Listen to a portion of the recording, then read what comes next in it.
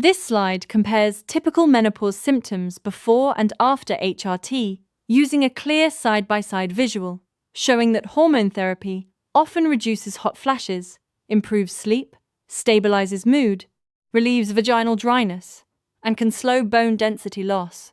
Results vary by individual, but the image helps convey the common clinical improvements many people experience with appropriate HRT management.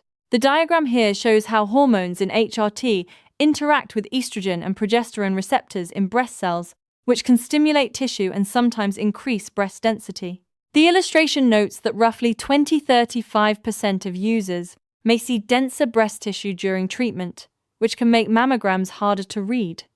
Importantly, these changes are usually reversible after stopping therapy. This data slide breaks down breast cancer risk by HRT type and duration, with baseline risk set at 1.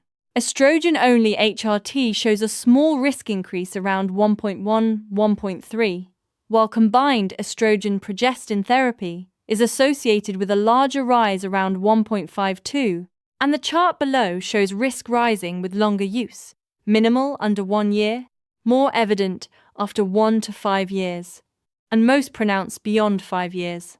The scales image emphasizes personalized risk-benefit analysis and shared decision-making between clinician and patient.